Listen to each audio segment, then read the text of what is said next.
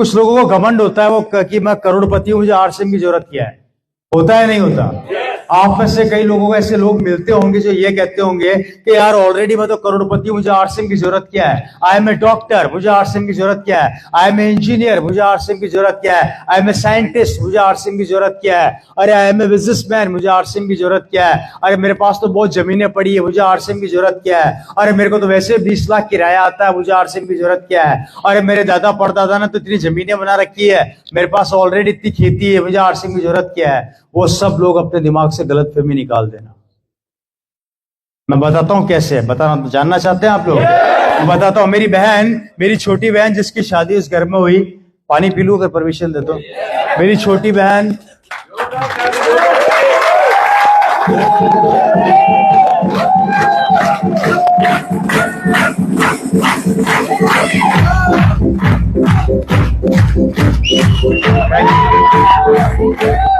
मेरी छोटी सिस्टर जिसकी शादी राजस्थान में हुई और काफी ठीक ठाक परिवार में हुई। परिवार कैसा है आप लोग बताइएगा, राइट सर? मेरी बहन जिसकी जहां पर शादी हुई वो काफी ठीक ठाक फैमिली में गई। आप जब राजस्थान जाते हैं तो कुकस जब आप एंटर करते हैं तो कुकस में लेफ्ट साइड में एक होटल आती है, होटल शिव विलास पैलेस, वाइट रंग का होटल है। वो मेरे सिस्टर के हस्बैंड का है। 5 स्टार डिलक्स प्रॉपर्टी है। हाँ, कुकस से आगे मेन रोड पे वो प्रॉपर्टी है। 5 स्टार डिलक्स के नाम से है, 5 स्टार होटल है वो। ऐसे 4 होटल उनके जयपुर में है। पूरे यूरोप के 25 कंट्रीज के अंदर उनके डायमंड्स के कारपेट्स के बिजनेस है। खुद का पर्सनल हेलीकॉप्टर है।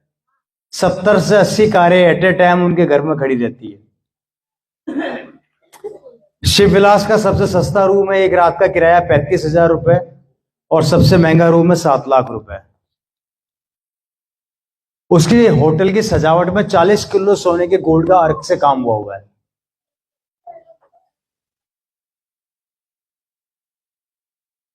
जहां मेरी बहन की शादी हुई। कैसी फैमिली है? ठीक ठाक है। सालाना टर्नओवर है 2000 करोड़ का। कितना टर्नओवर है? 2000। और ये मैं आपको गूगल में सर्च करके आप देख सकते हैं, नहीं है तो आप कभी जाए तो पूछ लीजिएगा शिव विलास के नाम से। शिव विलास का मतलब है शिव बिहारी, वो मेरे सिस्टर के ससुर जी हैं, राइट?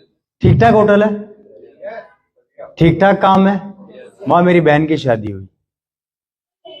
मेरी बहन की शादी में फॉरेनर्स आए थे लगभग 1000 से ज्यादा, और टोटल बारात थी 3000 लोगों की, जिसमें बड़े बड़े सीएम से लेके बड़े बड़े नेता, बड़े बड़े बिजनेसमैन जिनको जेड सुरक्षा मिली हुई थी। इटली से स्पेशली बहुत बड़े डायमंड्स के मर्चेंट्स आए हुए थे जिनको स्पेशल राजस्थान गवर्नमेंट ने सुरक्षा दी थी। वो सब वहीं ठहरे थे। बड़े बड़े फिल्म स्टार आए थे। एक बार मेरी बहन का फोन मेरे पास आया, भैया क्या कर रहा है? मैंने कहा बोल क्या हुआ? हमारे घर में एक फंक्शन है होटल में, तेरे को होटल में आना है। मैंने कहा ठीक आ जाऊंगा, तारीख बता। मैं कहा डेट खाली होगी तो आऊंगा। फैक्ट है। हमारे आपके यहाँ पे नहीं पता क्या बोला जाता है, जब हमारे यहाँ पे बहन के बच्चा होता है तो उसके कपड़े जाते हैं। अब क्या बोलते हैं आपको वहां पे, मेरे को पता नहीं।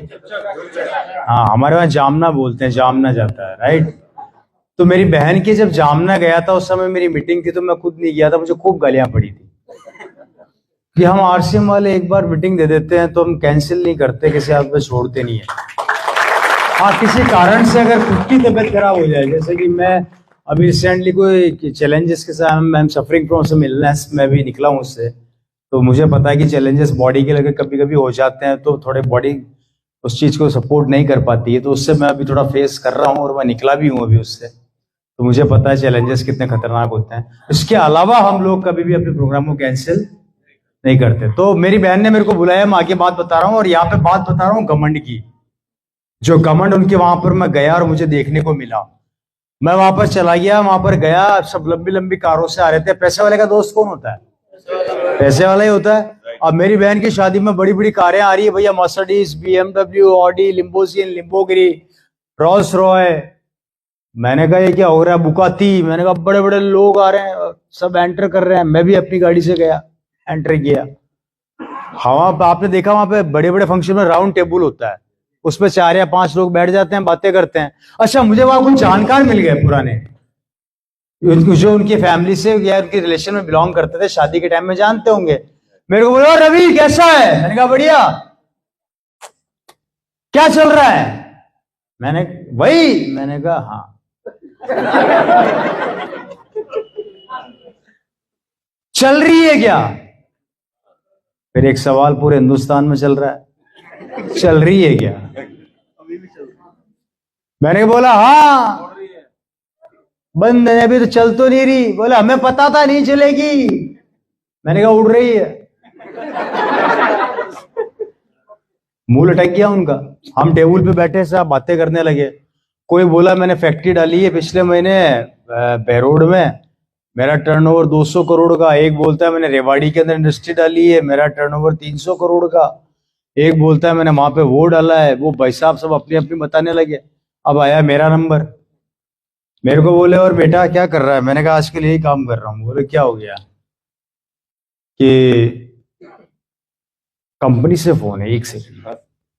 हेलो, हाँ मीटिंग में हूं मैं भी।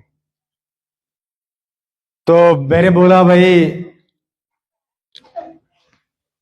मेरे से पूछा हाँ भैया रवि एक काम कर यार, तू एक काम करो, इज्जत वाला काम कर।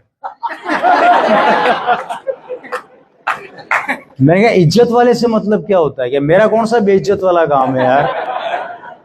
तो मेरे को बोला क्या पूरे जयपुर हिंदुस्तान में घूम के हल्दी धनिया नमक मिर्ची बेचता फिरता है? तो मैंने बोला जी मेरे हल्दी धनिया मिर्ची से आपको क्या प्रॉब्लम है? अरे अपने जीजा जी की तरह होटल खोल, शानदार कोई फैक्ट्री वैक्ट्री डाल, अच्छा काम कर नाम वाला। और वो क्या, वो सब, अब आपको तो पता है कि एक का बोलना होता तो 4 बिलों में से निकल निकल के बाहर आते हैं हमारे। अब वो एक ने छेड़ दिया तो 4 और आ गए। अब वो चारों मतलब वो बैठे थे तो वो भी चालू हो गए। अब मैं बहुत देर तक सुनता रहा, लगभग 10 से 15 मिनट में सुनता रहा उनकी बातें। वो मेरे को लेके उल्टा सीधा बोल रहे हैं, यार आरसीएम ये आरसीएम वो, ऐसा कोई होता है क्या? ये तो सब फालतू के काम है, कब तक पब्लिक को पागल बन, इस टाइप की बातें चल रही थी। तो हम लोग सुनते हैं, जब तक सुनते हैं। आरसीएम वालों का एक प्रॉब्लम है, सुनते हैं तब तक। आ गई फिर किसकी? नाक की बात। दोस्तों बहुत देर तक सुना, सुनने के बाद मैं चुपचाप रहा। और अब उनका घमंड तोड़ना जरूरी था, क्योंकि उनको घमंड था कि हम पैसे वाले हैं। तो मैंने कुछ नहीं किया, उन चारों से उन सबका मोबाइल लिया। मैंने अपना मोबाइल जेब से निकाला। एक बाहर चौकीदार खड़ा था, लड़का खड़ा था, उसको बुलाया जरा। उसने बोला यस सर। मैंने कहा हम सबके फोन इकट्ठे कर और बाहर ले जा, इस दरवाजे को बाहर से बंद कर दे, और बंद करने के बाद 2 महीने तक सिर्फ खाना अंदर आएगा और कोई अंदर नहीं आएगा, ध्यान रखना। और 2 महीने बाद देखते कि इन करोड़पतियों की दुकान चल रही है कि मेरी चल रही है, फिर पता लग जाएगा कि कौन।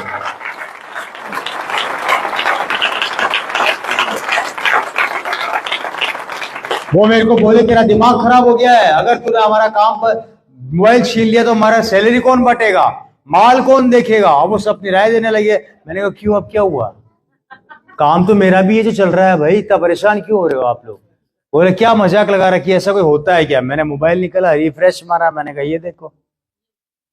अब वो अपना तो रिफ्रेश होते ही बिजनेस चलता है खतरनाक वाला। बोले ये क्या है?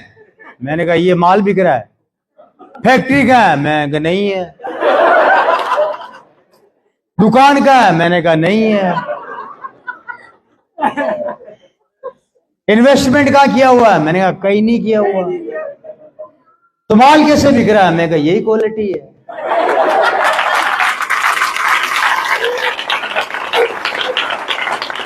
यही क्वालिटी है। आप करोड़ों रुपया लगा के भी चैन से नहीं बैठ पा रहे, और या 0 रुपया लगा के मेरा माल इतना बिक चुका है, जितना टर्नओवर आप पूरे साल में कर रहे हो उतना टर्नओवर मैं 1 महीने में कर रहा हूं। मुझे बताइए किसका बिजनेस बड़ा, किसका छोटा?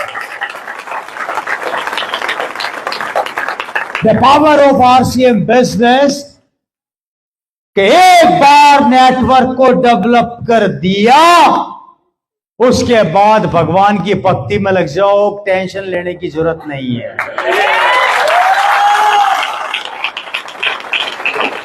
आएगा ही आएगा। उनकी बोलतियां बंद हो गई, चेहरे लटक गए।